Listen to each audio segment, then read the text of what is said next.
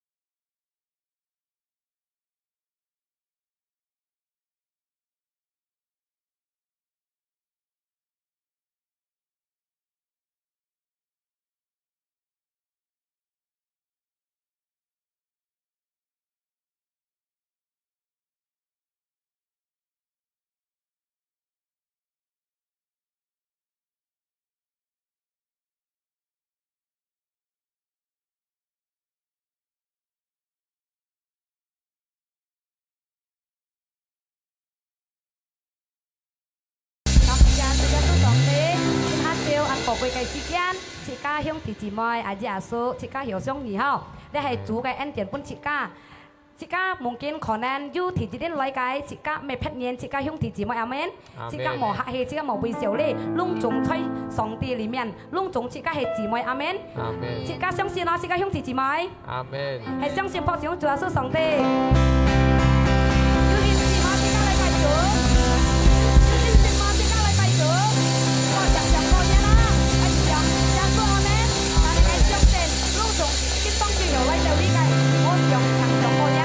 上來拜主，因為道約係先愛主，阿們，哈利路亞！自家準備，自家聲，自家企用雙手來，自家斜來禱告，哈利路亞！我親愛嘅天父，在耶穌基督名，我多謝感謝你，係主嘅恩典，主嘅恩愛，我多謝啦！可以見半日，可以多陣來，又車嘅兄弟姊妹，又來讚美，又來感恩，又來敬拜主，係隆重主嘅愛本，我多謝，我多謝盡平，我都渴慕嘅心，盡平我都妒忌嘅心，我都係強，我都係笑，我都嚟讚美，我都嚟敬拜，我都嚟歡喜，自家相信，自家車嚟講，阿門，破小主耶穌，哈利路亞。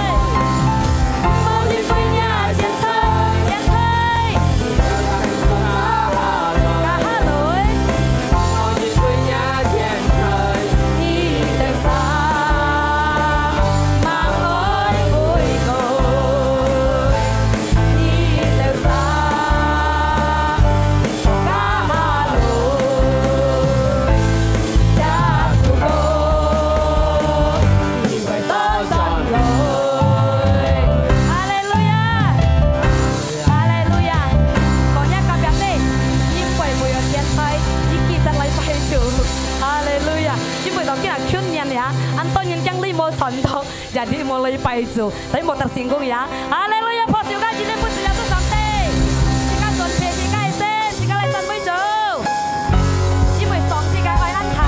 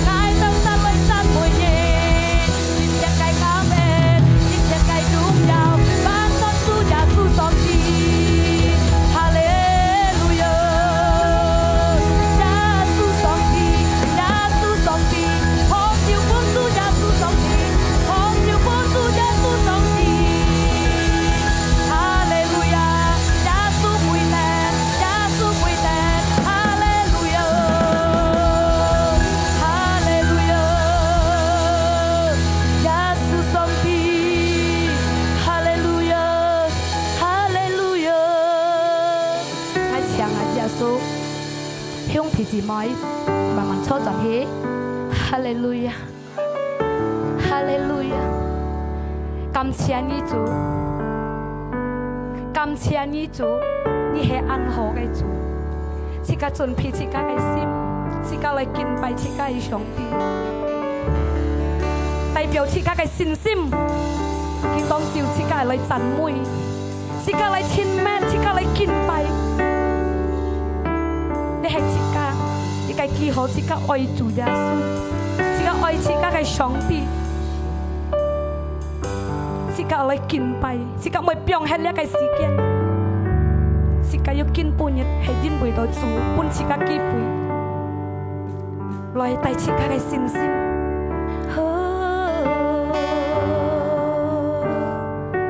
自家來講上帝聽，自家係真係愛嘅。哈利路亞，哈利路亞，自家講上帝聽，自家真係愛上帝，愛真愛你，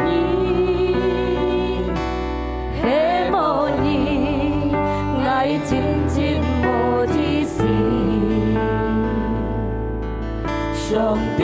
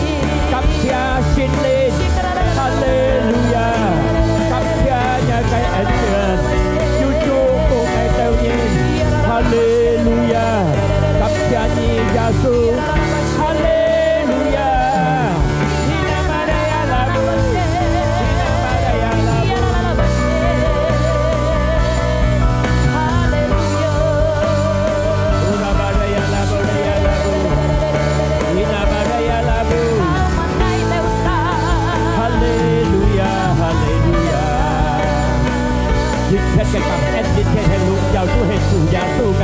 感謝你主耶穌，我哋就相信聖靈要喺你，聖靈要更加同在，聖靈要幫我哋身體健康，聖靈要更加同在，要照顧我哋，要看顧我哋。感謝你主耶穌，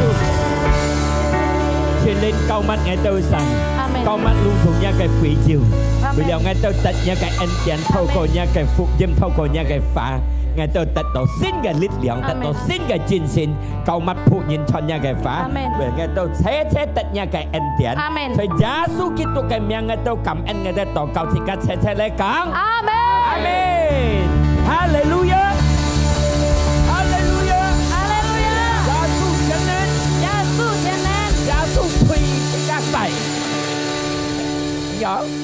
耶穌應該是甲牌，阿門。應該是甲牌。哈利路亞，萬要錯之事，講嘢甲別背後啲嘢啊，真巧妙樣啊！係咪計巧？個人嘅相信呢度閃光度大，要nuốt個人掉，個人掉係啊？OK， 相錯，相錯。嗱。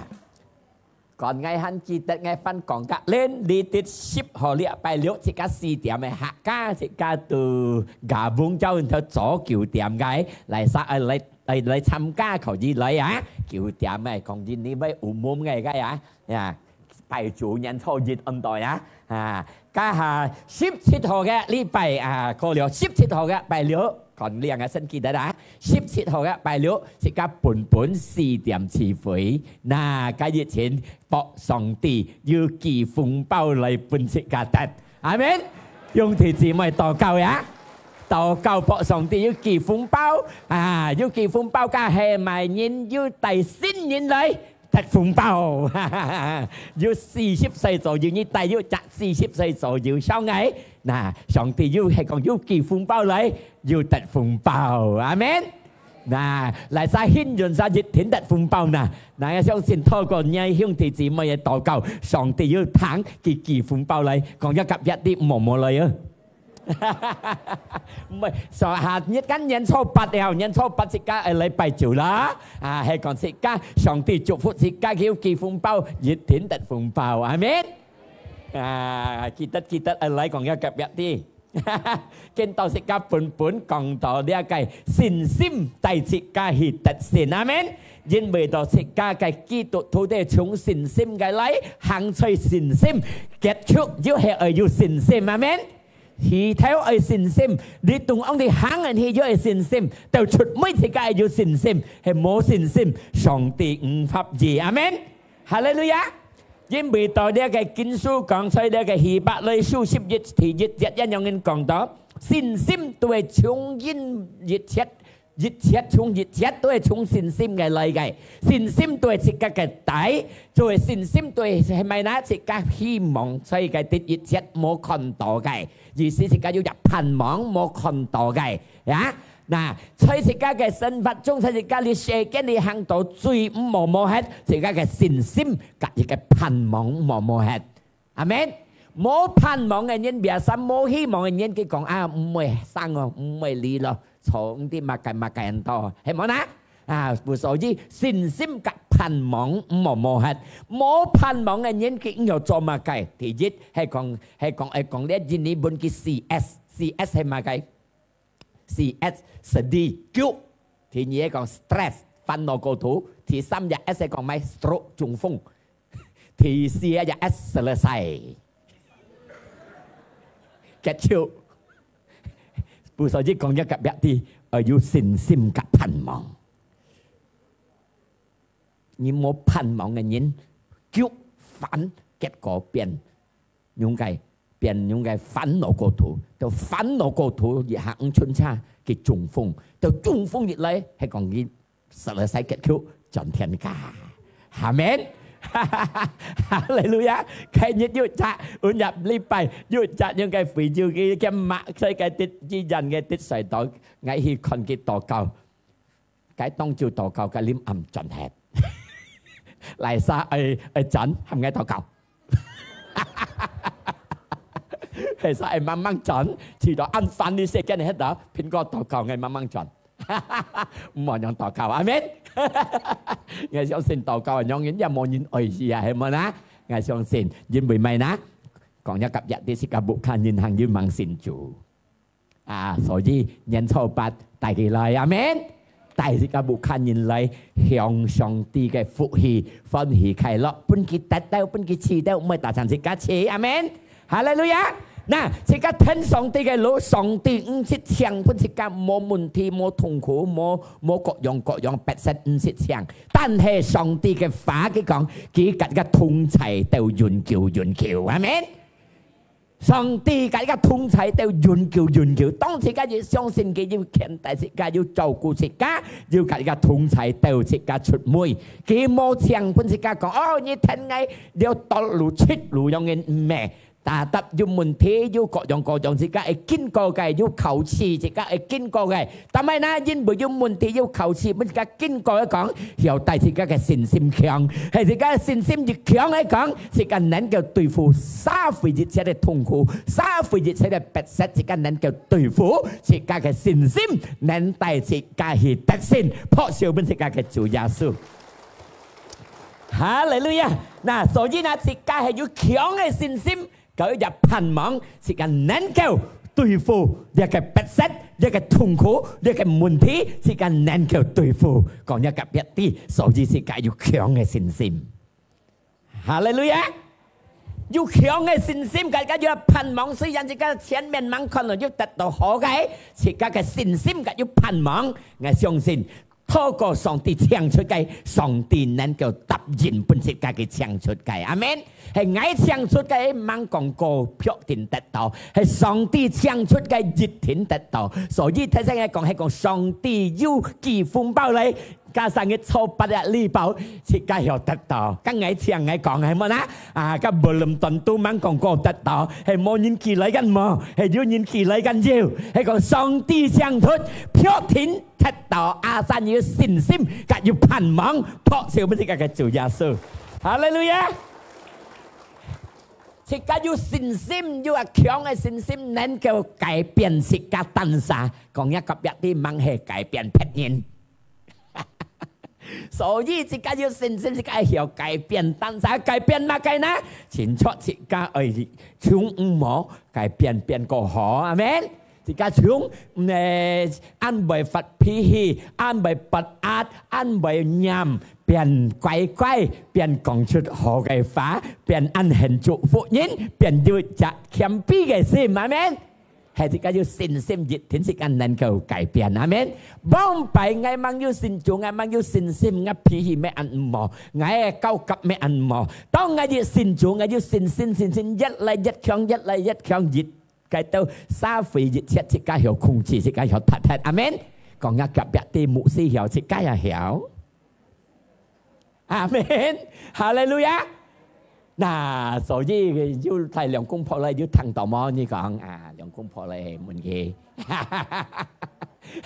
hallelujah nà今下一係自家講我信心帶自家去特信自家嚟從呢個安度日隻阿伯拉罕 Abraham bom phải cái mang cái biển Abraham cái miếng ông tổ Abraham ngay con Abraham như tao chưa ai ti đâu ya Abraham tu he mẹ đi Abraham mà Abraham xin kinh tu còn ngày ngay ông tổ Abraham ya makanya ngay miếng ông tổ Abraham pin ya Abraham apa lohan song ti các cái con dia Abraham thay yo si sang to kêu soi liao係幫弊嘅時候，大約是要70歲，上帝獻出本幾世夢中格佢講法，一個老婆安到撒拉，啱嘅撒樣一安到撒拉一樣，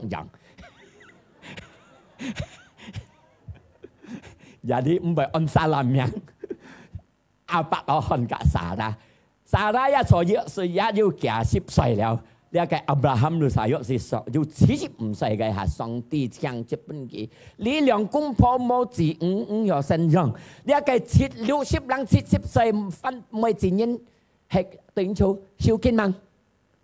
少啦嚇！你係要60人歲มั้少見？冇緊，對唔住啊，少啦嚇！呢個撒拉60人歲少嘅，呢個阿伯拉罕75歲睇有時75歲，連要演75歲，肯養死貨嘅嗎？咪冇啊！老啦哈，行路唔正啊！老伯及老伯咩？咪冇養死貨咯。但係上帝講嘅聽吹呢嘅翻譯，佢講係祝福你，有子五春子春孫，你做呢個民族嘅阿爸。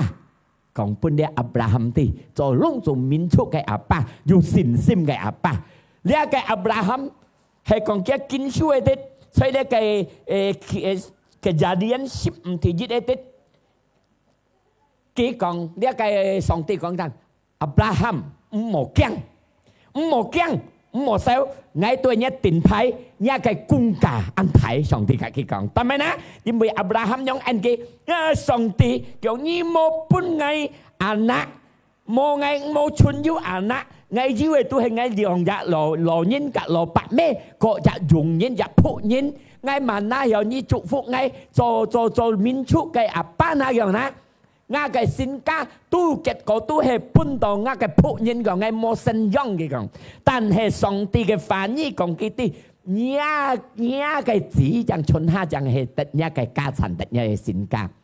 個個阿伯拉罕呢個老伯咩事偷笑，但係我路攞吧，如果我字唔得，我性格嘅都得啊。嗱，唔是得到叫我嘅阿僕人都好，但係上帝講唔係，從你嘅信仰嚟嘅。真係你嘅得你嘅家產得你嘅性格，是你傳出春子春孫，日後從你嘅嚟嘅，人都變要能人，要做幫要做唔啲咪偷人，從你嘅傳下嘅子孫嘅講啦。嗱，呢個阿伯拉罕嘅老婆嘅講，嗰時佢也係冇咪相信，但係那因為70歲了，班條用偷笑用啥？你下係講我阿片行前咧要老伯咩80歲70歲嘛？我以為用人個人嘅打得唔笑嘅，我樣講係乜呢？打得你偷笑唔對陳你笑，呢阿伯拉罕呢個撒拉一係偷笑上帝，我應該去講。但係咧講上帝講，我相信係講嗰啲樣講啊，即係基本冇事啊。你哋咪偷笑，我講翻應先啊！pasti cái yang mun dia liang cái như còn như bản身những trong chuyện cái tập yang mun những trong chuyện lấy con à hạn nhân lấy con như vậy thiền dòng dân hay còn cái trong chuyện này còn song ti còn lưu lấy thiền nhị lên mang hay lấy thiền nhị lên song ti còn như lấy kìa chút ở đây như còn cái thiên đàng cái sen kìa你賺得錢麼？賺得錢，日後一個子孫，你穿子孫孫車上去天堂嘅山咁多。Jadi dia ke Abraham pun Song Ti帶出去，看啲天堂嘅山，佢信上帝嘅話，信上帝嘅話，上帝屬於佢人有信心嘅人，相信上帝嘅話，日後佢得到春子春孫，阿們。但係呢，佢做明星那個布卡杜嘅上帝嘅布卡杜，一看到老伯咩？矮老伯，你係僕人，人乜有咗錢啊？人乜有咗矮到臭啊？我老婆要臭屁啊！要講樣情況，一看布卡杜啲布卡杜嘅臭，所以上帝帶佢出門背，開嘅嘅腦，俾佢你信啲天堂嘅神。你信得錢，你子孫才很多；信唔錢，根本一出嚟哈，你個阿伯羅漢嘅子孫都係特馬數加入切加到晒，信得錢啊，信唔錢啊，加米列嘢啊，阿們。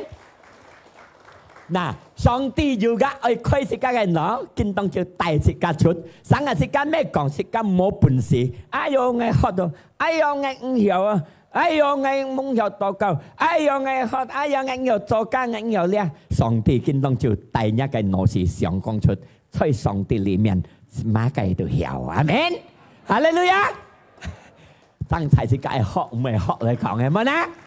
你唔係學明有啦，你唔係相信明有啦。透過呢一嚟講呢，人班人呢一個經書咪講自己啲亞伯拉罕死了，到上帝嚟天意呢90歲啊，亞伯拉罕就58等啊，但係90歲，佢個老婆冇安耐心等，結果本佢個容忍，佢身用日就安到咩以撒了，安到彼得名了，安到以斯瑪了啊。Jadi kia cái lò phó sinh xả bát sinh vậy. Ta mai na với bồi tận xếp phun kiều. Đi tiết câu bà xịt ca ở này sim tận song thì cái xì kia amen. Đi ha cái kia lò phó này sim xuống kia cái dùng nhín bún kỳ. Na cái lò bát mày cắt xịt lo. Hay món á? Ha. À đi tiết một vô cắt xịt để lò bát đi à.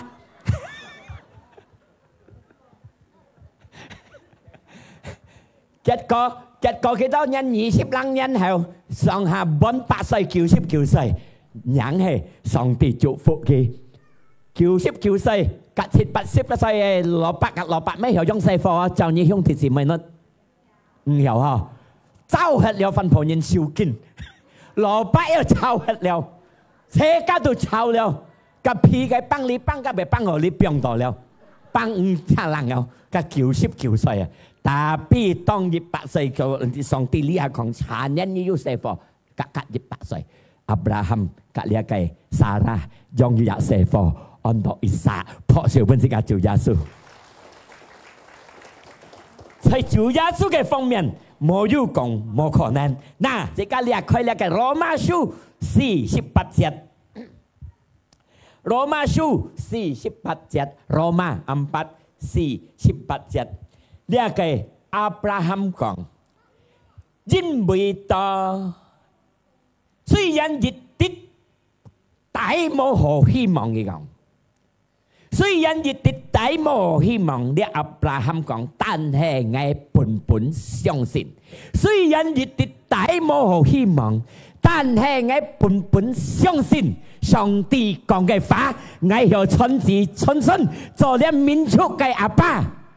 阿們，但係佢講雖然冇大學相信啊，因為講一個別啲蘿蔔了，蘿蔔冇啲冇相信啊，遲到冇可能有用自親信了，我嘅老婆撒拉啲係蘿蔔咩臭屁了，馬哪有用自親信，馬哪有可能有用嘅有嚟做呢一個民族嘅阿爸，但係佢講雖然一啲大冇希望。但係我相信上帝唱出嘅話，日後我按到子孫全世界的民族，認為我做嘅阿爸，阿們。對於上帝嘅話，對於上帝嘅福音，兄弟姊妹唔相信，雖然冇大學相信，自家本嚟相信，雖然約得講冇叫冇名，説唱我幾多日。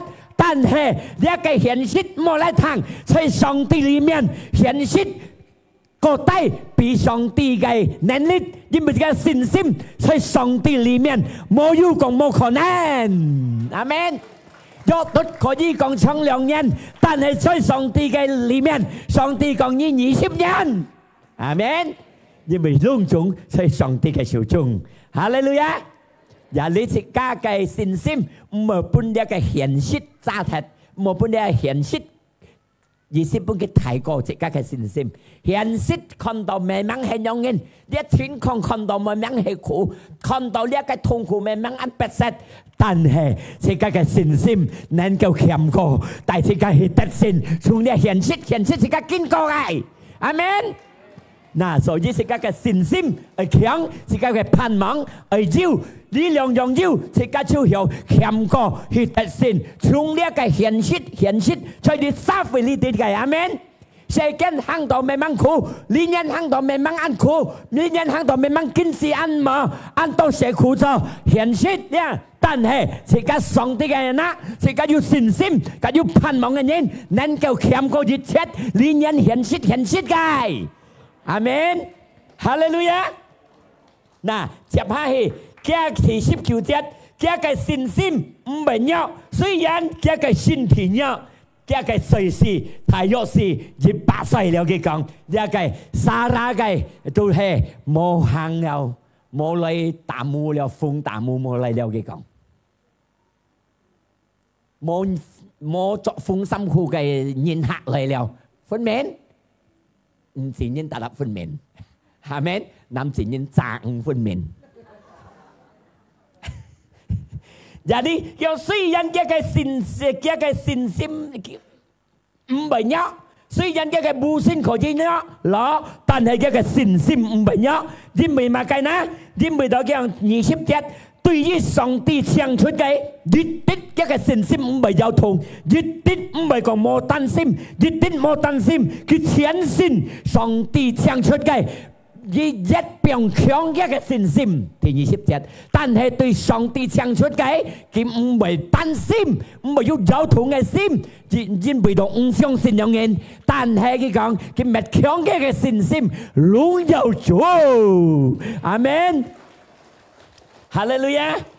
我係講隆重兄弟妹堂，透過呢下子嘅理念的歌，或者呢下子嘅行道，有苦衷，有白色，有痛苦，家庭都也好，自五嘅生活也好，乜嘅個所有你知道唔冇嘅，但係我係講你聽，你嘅信心唔冇弱，你係增加強一嘅信心來對付一切，你現實是個知道，是個看到嘅，阿門！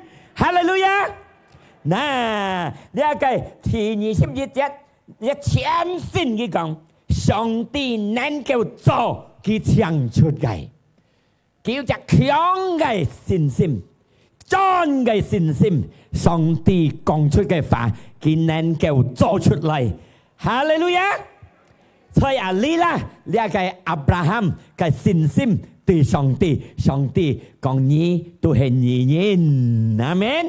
也係根本一傳下世界在耶穌基督嘅人，耶穌嘅寶血贖了世界也變義人，義人要有信心，強嘅信心，要有盼望嚟行呢個世間，一天世界有去得勝嘅路，阿門，哈利路亞！哦，破少本世界嘅上帝，身體可以喐，突突節節可以來到世界嘅生命中，世界嘅生活中，世界家庭，但係世界嘅盼望冇hết，阿門。信心嘅盼望冇hết，嘅呢兩樣係冇hết，睇身嘅 CS， 你所想俾佢係想有信心嘅盼望，也所想啲 CS， 啊，有信心破少本上帝，阿門，哈利路亞。嗱，有啲提議出嚟講到，雖然亦啲大冇何用嘅冇何自家相信冇何希望，亦啲大冇何希望，但係自家嘅信心對上帝唱出嘅反應，自家係更加強，阿門。意思係講自家嘅信心係更加強，人班人自家嘅信心又更加強，當然自家係多多嚟聽上帝嘅反應，多多嚟กับ上帝親密，多多嚟讚美主，又真本自家。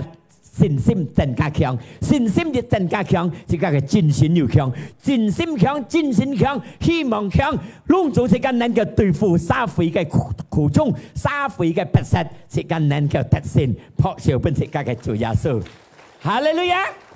但係呢，因為自家信心，因自家喺度喺社會裏邊唔係看得現實嘅，自家用信心去看嘅，阿門，哈利路亞！因為信心都係自家嘅大，從熱切，自家希望看唔到嘅，自家要強嘅信心，要希望看唔到嘅，所以上帝唱出嘅，上帝能夠答應本自家，阿門。你係平安，係快樂，上帝能夠祝福你。啊，可能練叫你兄弟冇知道要平安要快樂，安叫安擔心要不平。你嘅信心變得更加強，多多拜主，多多禱告，上帝能夠祝福，俾你平安，俾你快樂，俾你強，俾你精神，破少本自家嘅主耶穌。哈利路亞！第二嚟講，係揸本上帝唱出嘅話，阿門。揸本上帝唱出嘅話，但係自家揸本上帝唱出嘅話呢？因為上帝唱出嘅話冇失敗到講真。上帝唱出嘅話，日到日，佢講俾你平安，就係俾你平安；佢講俾你快樂，就係俾你快樂。阿門。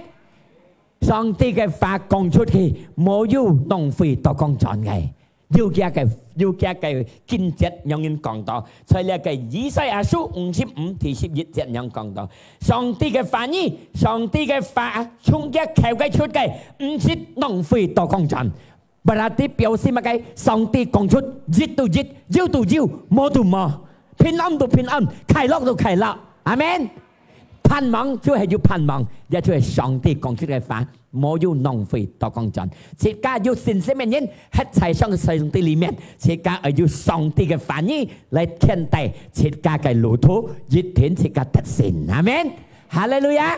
哦，感謝主，破少本自家嘅主，但係呢，因為上帝對於上帝冇有講冇可能，在路加福音嗰啲要做到。對於上帝冇有講冇可能，也要在嘅以耶穌福音也要講，對於信心人冇有講冇可能。嚟曬信心人啊，隆重要信心嘅人表示嚟講冇有講冇可能，本設家阿薩卡設家嘅信心讓佢增加強，阿們。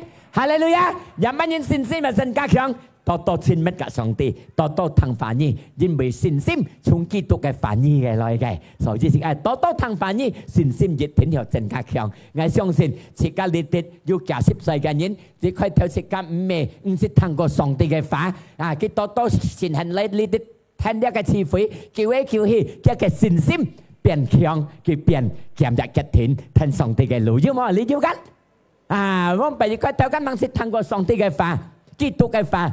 透過佢按人來智慧，叫佢信心變強，叫佢信心變生起來。但係呢，因為信心從基督嘅反義嘅嚟嘅，所以我看按當然做網友嘅樣應該啊，破曉問上帝。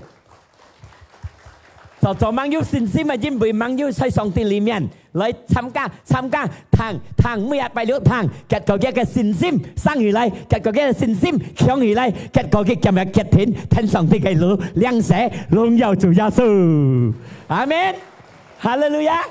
嗱，所以講一個別啲信心讓佢增加強。哈利路亞！嗱，因為到還有一段聖經有人講到呢個愛欲經過嘅，佢講愛啲你能你鋪排障嘅，冇有失敗。呢個愛欲也經過很多不適、很多痛苦，但係佢相信上帝鋪排本家嘅生活中，鋪排本家嘅生命中，唔得失敗過。上帝也鋪排本自家，上帝嘅話講，自家嘅。前面嘅前途飄天耀，自家嘅盼望唔是切實，係上帝鋪排俾自家嘅唔係傷害嘅，但係特平安快樂嘅，越天要做嘅，阿們，哈利路亞，破照俾自家嘅主耶穌。記得提節睇真講乜計？記得嗎？提節乜計？雖然冇跌底和希望，但係自家本係相信，阿們。自家嘅信心變增加強。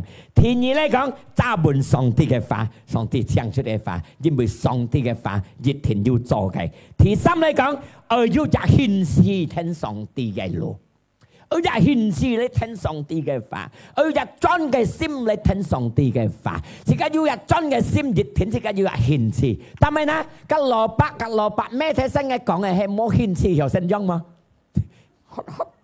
哎呦，有骨強嘅強，冇辦法顯示喺呢一個生命中，我只有冇人歸信仰啊！所以佢一條心聽上帝，叫就顯示。哦，上帝講自己要釋放咯，哦，分享哦，顯示哦，係咪呢？要強嘅，要入真嘅心，所以結果佢用入釋放，存下按到呢一個一剎，存下呢下減滅烈人才是家裏的，阿們，破謝本自家嘅主。所以要顯示，乜意思？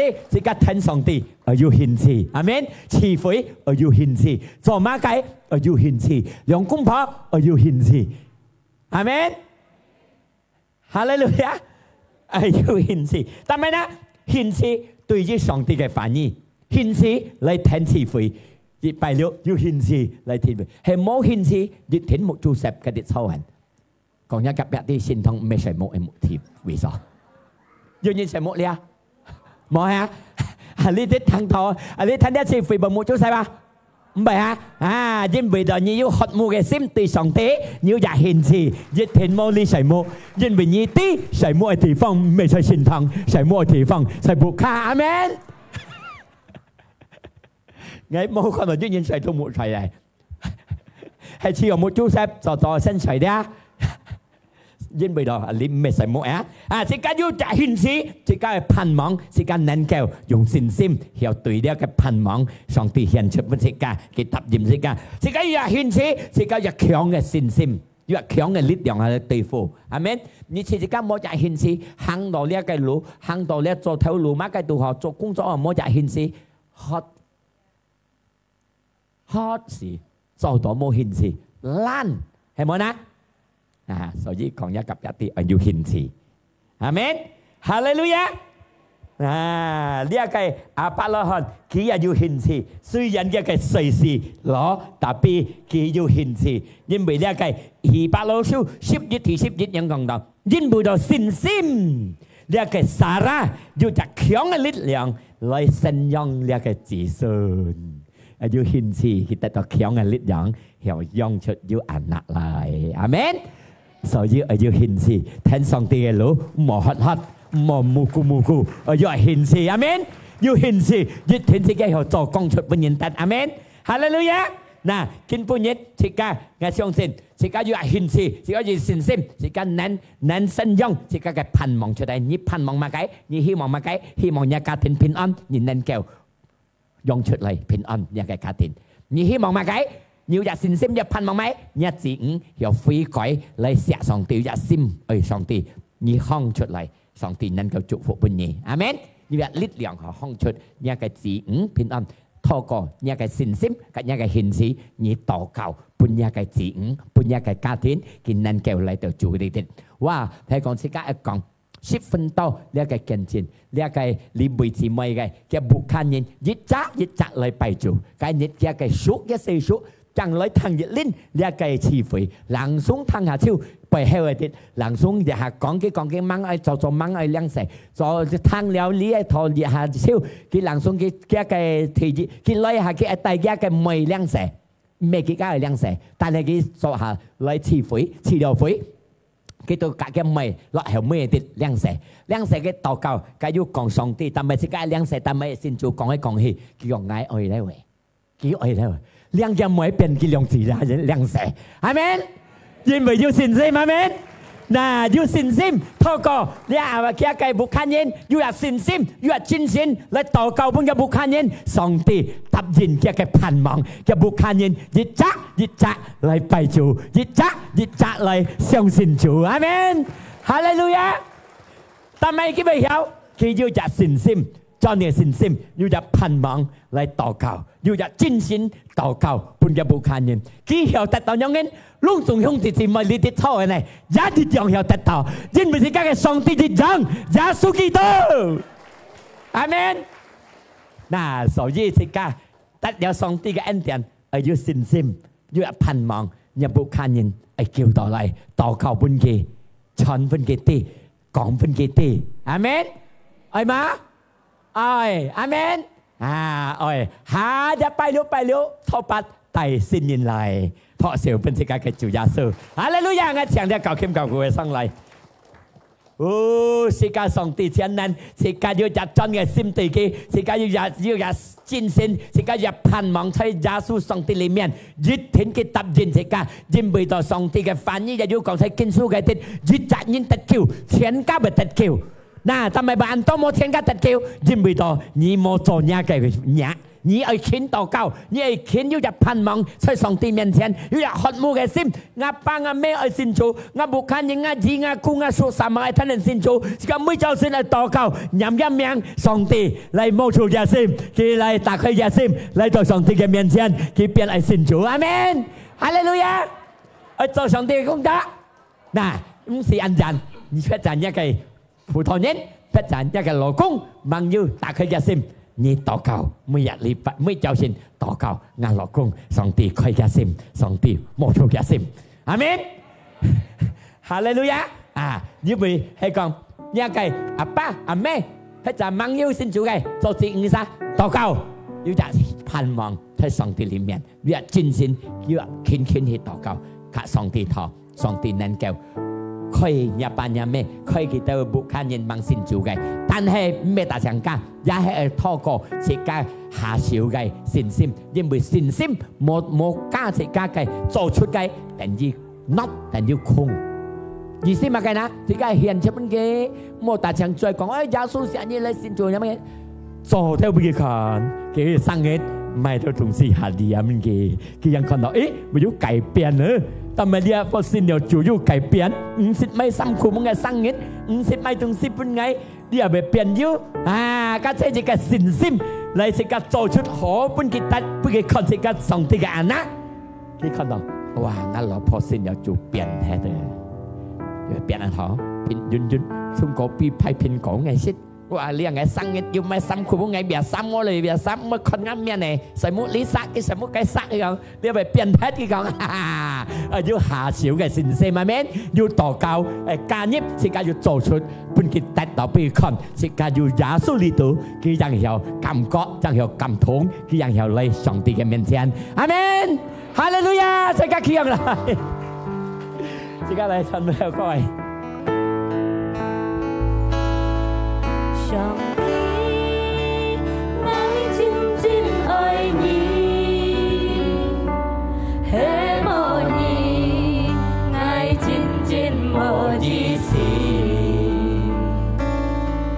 上帝，我希望你，也話你感動我嘅心意。上帝，我真真愛你，嘿莫你，我真真無意思。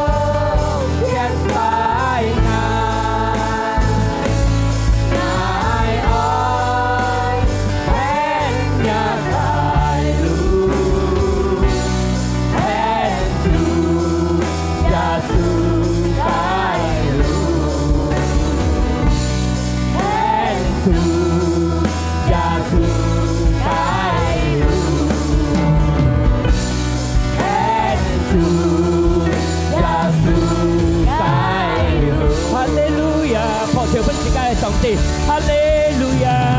我就愛聽日計路，感謝你主耶穌，哈利路亞！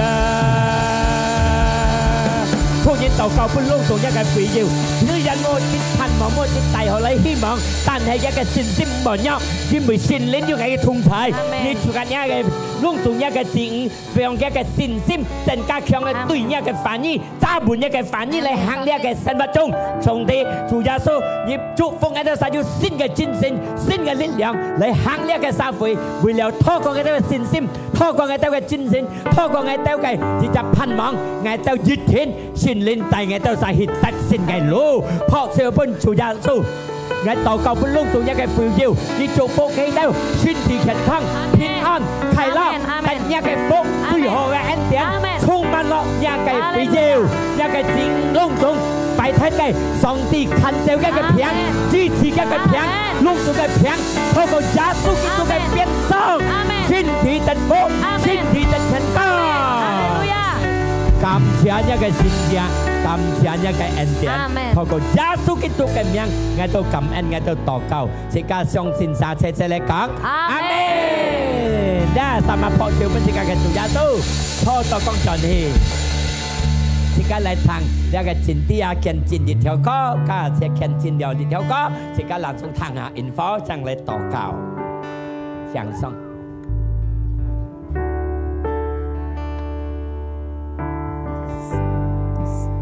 哈利路亞！我今日賜福主耶穌上帝，哈利路亞！自家相信主耶穌恩恆嘅自家同在，阿門！哈利路亞！我嘅自家信心會增加，自家信心冇退步，阿門！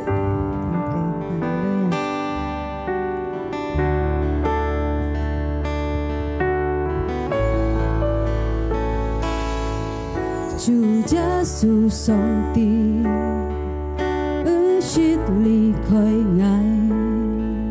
你就看待我該有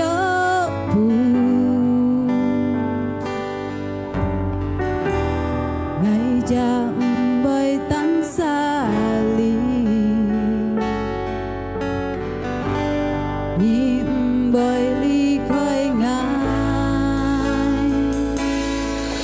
主耶稣上帝，不是离开爱，你就看待我该有苦，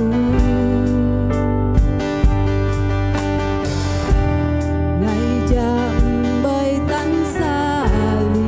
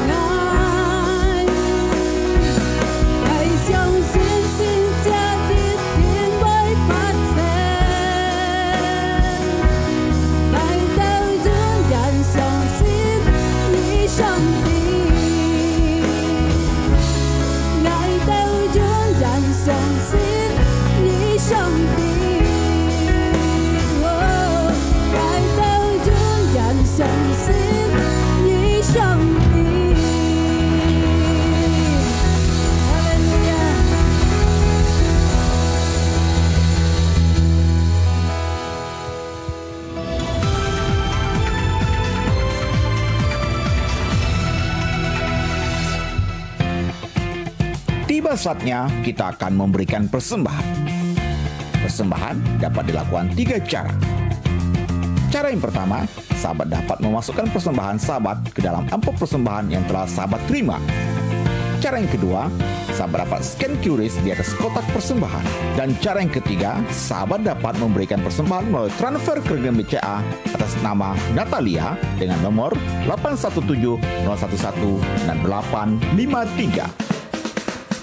Shalom Sobat Kerajaan, kembali lagi bersama saya di Jordan Info.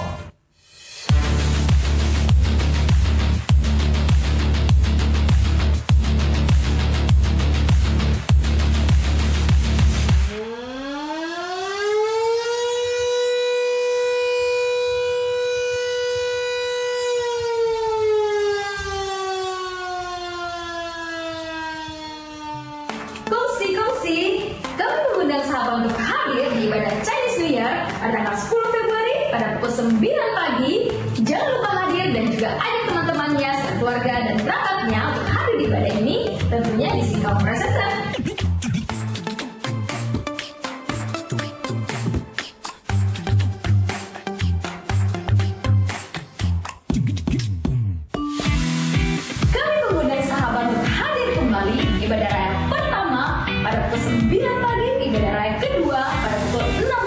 Sebelum berpisah, saya akan memberikan cuplikan video berikut ini.